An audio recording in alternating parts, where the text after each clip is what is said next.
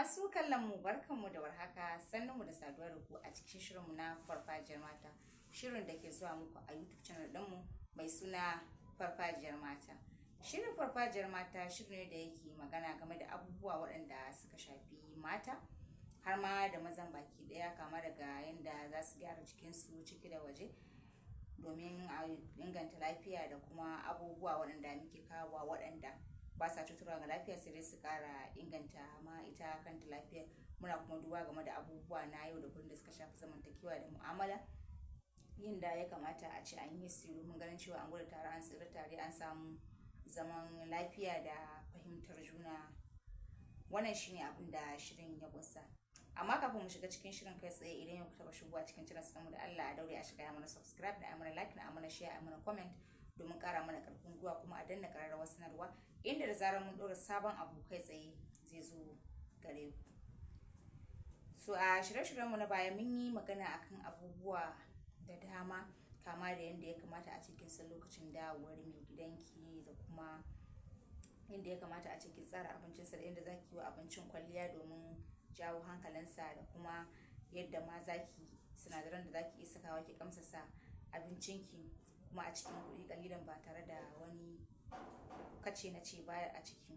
So duk akwai abubuwa makamanta irin, kuma mun ba da magunguna na sanyi sabida waɗanda ba sa cutar da lafiya, da magungunan ƙarin ni'ima, da ma abubuwa makamantan irin waɗanda ba su ga shirye-shiryenmu na baya ba, a je shirye-shiryenmu na baya a cikin channels ɗinmu a ga irin abubuwan da muka ɗaɗɗaura masu muhimmanci. To yau za mu yi magana akan wani abu, lallai muna da jaddada ko da yaushe muna magana akan yan uwa mata a daina tsarki da ruwan sanyi. Tsarki da ruwan sanyi, a daina tsarki da ruwan sanyi. Ya kamata a ce a matsayin gidan mace da kika ansa sunan gidan mace, kika san abin da kike yi, to ko da yaushe zama cewa in zaki kama ruwa, ki kama ruwa da ruwan zafi. Akwai abubuwa waɗanda ake saka su a cikin ruwan ɗin, wanda in kina gida zaki iya dafa ki zuba a cikin flask ki saka.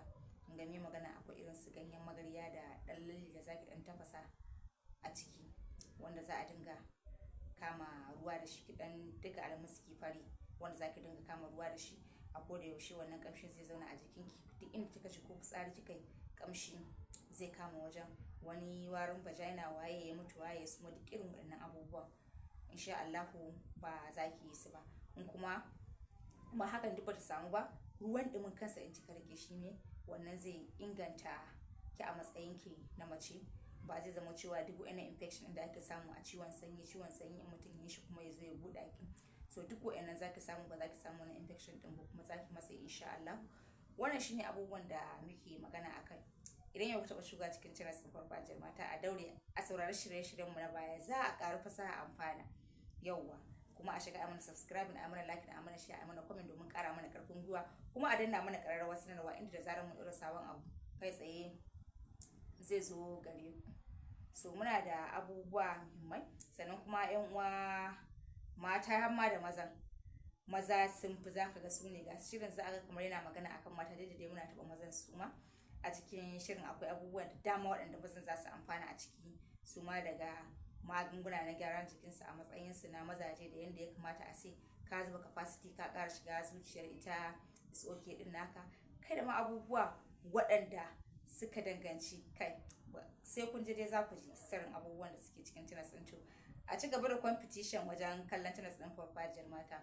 Muna godiya da kallon shirin farfajiyar mata, amma duk wanda ya yi subscribing sau ɗaya kada ya ce sai ƙara danna, idan ya na farkon ne zai sauka. A taya mu da share, da liking, da comment. Muna godiya da kallon shirin farfajiyar mata, kasance da mu a cikin shirye-shiryenmu na gaba. Mun gode.